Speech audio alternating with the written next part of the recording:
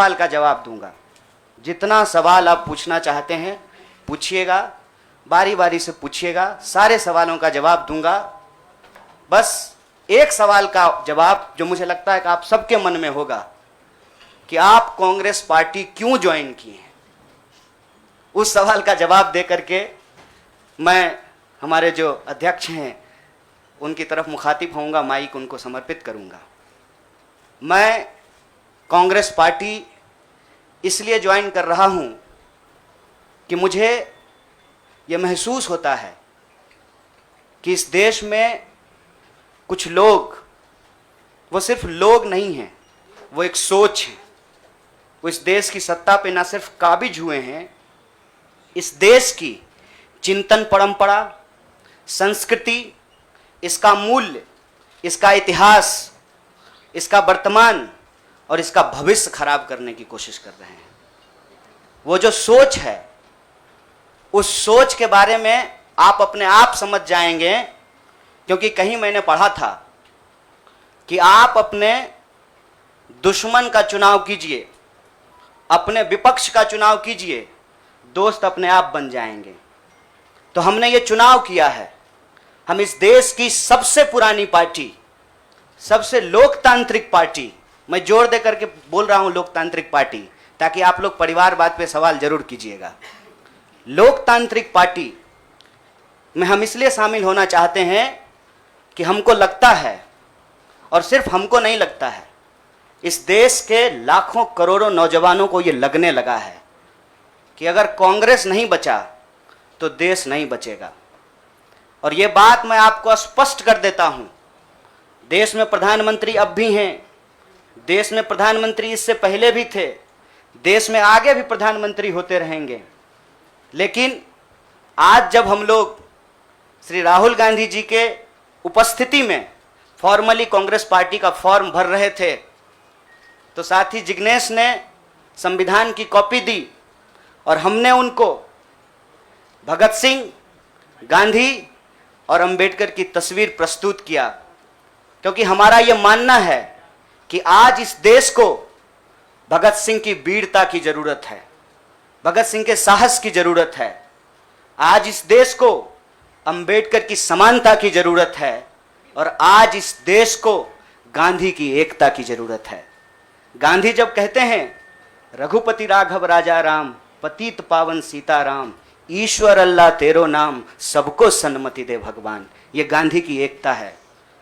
जब अंबेडकर कहते हैं कि किसी भी समाज का मूल्यांकन वहां महिलाओं की क्या स्थिति है इस बात से होगा, तब वो समानता की वकालत कर रहे होते हैं। मैं नहीं मानता हूं कि डॉक्टर बाबा साहब भीमराव अंबेडकर किसी एक समुदाय के नेता थे।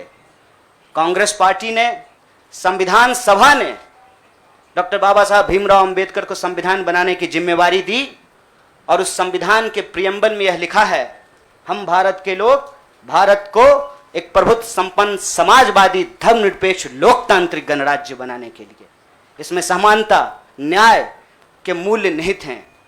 और जब भगत सिंह कहते हैं कि आप व्यक्ति को कुचल सकते हैं, विचारों को नहीं, आप बम और पिस्तौल से कभी इनकलाब नहीं ला सकते हैं, उस साहस की जरूरत है हमको।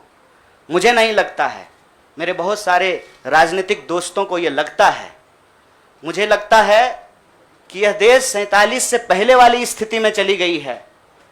लेकिन जिनको लड़ना है, उनके पॉलिटिकल इमेजिनेशन में आज भी हर कोई अपना अपना शोरूम बचाने के चक्कर में है। रे भाई, मॉल में आग लग गया है, दुकान बचाओगे?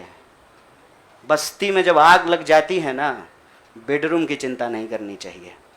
आज हम इस मुहाने पे खड़े हैं कि इस देश के भीतर भारतीय होने की जो पहचान है, जिसमें बुद्ध निहित हैं, जिसमें कबीर निहित हैं, जिसमें नानक निहित हैं, जिसमें हर बार हर दौर में सत्ता से सवाल पूछने का साहस होता है, उस भारतीय चिंतन परंपरा को बचाने की जरूरत है।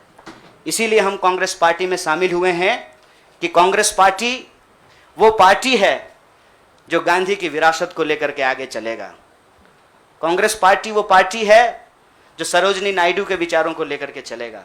कांग्रेस पार्टी वो पार्टी है जो अंबेडकर, नेहरू अशफाक उल्लाह खान, शहीद आजम भगत सिंह और मौलाना अबुल कलाम आज़ाद के रास्तों पे चलेगा।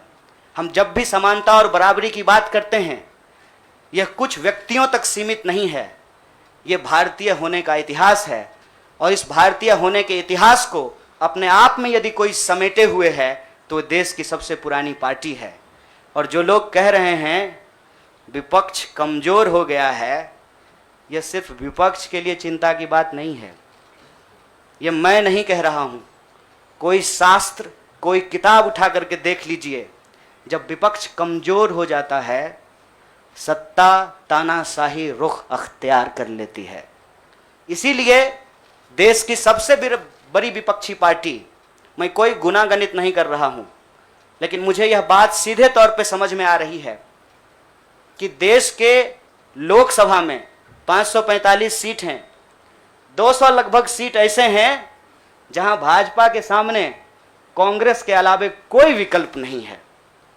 मैं ये नहीं कह रहा हूं कि मेरी जिम्मेवारी सिर्फ एक पार्टी के लिए है, लेकिन जो पार्टी सबसे बड़ी पार्टी है, सबसे बड़ी विपक्षी पार्टी है, उस पार्टी को अगर नहीं बचाया गया, अगर बड़े जहाज को नहीं बचाया गया, छोटी छोटी कश्तियां भी नहीं बचेगी। इसीलिए, और मैं जब यहाँ बैठा हुआ हूँ, मेरे इतिहास को, मेरे वर्तमान को लोग देख रहे हैं। बहुत सारे सवाल हैं, वो आएंगे, उनका जवाब मैं दूंगा। लेकिन यह जो ऐतिहासिक जिम्मेवारी है, उस जिम्मेवारी से मैं अपना मुंह नहीं मोड़ सकता हूँ। मैं जहाँ पैदा हुआ, जिस पार्टी में पला बढ़ा, उसके प्रति मैं आभार व्यक्त करता हूँ। उसने मुझे सिखाया, पढ़ाया, लड़ने का जज्बा दिया है। लेकिन उस पार्टी के साथ साथ मैं उन लाखों करोड़ों लोगों को भी धन्यवाद देना चाहता हूँ जो किसी पार्टी से जुड़े हुए नहीं थे। अपने स्कूल के व्हाट्सएप ग्रुप में जब हम लोगों के ऊपर अनावश्यक आरोप मढ़े जाते हैं तो अपने दोस्तों से लड़ रहे थे, अपने घरों में डिनर टेबल पर लड़ रहे थे। लोगों की दोस्तियां टूट गई हम लोगों के आंदोलन के समर्थन में, और मैं मजाक नहीं कर रहा हूं, लोगों के डिवोर्स तक हो गए।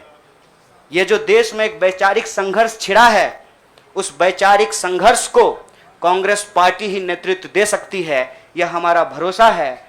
और मैं ये उम्मीद करता हूं कि हमारे देश के जो लाखों करोड़ों नौजवान आपके माध्यम से सुन रहे हैं, उनसे भी मैं आग्रह कहता हूं, दीवार पर बैठकर टुकुर टुकुर मुंह ताकने का वक्त नहीं है। ये अर्जेंसी का टाइम है, और इस अर्जेंसी के टाइम पे दीवार पे बैठ करके दायां जाएं कि बायां जाएं, ये मत सोचिए। जब आप जंग में होते हैं तो आपके पास जो अवेलेबल चीजें होती हैं, आप उससे मुकाबला करने की कोशिश करते हैं। कांग्रेस पार्टी एक बड़ी जहाज है, अगर कांग्रेस पार्टी बचेगी तो हमारा मानना है इस देश के लाखों करोड़ों नौजवानों की आकांक्षाएं बचेंगी, गांधी की मीमांसा बचेगी, भगत सिंह के सपनों का भारत बचेगा, और डॉक्टर बाबा साहब भीमराव अंबेडकर की समानता का भारत का निर्माण संभव हो पाएगा। इसी आशा और उम्मीद के साथ मैं इस पार्टी से जुड़ा हूं।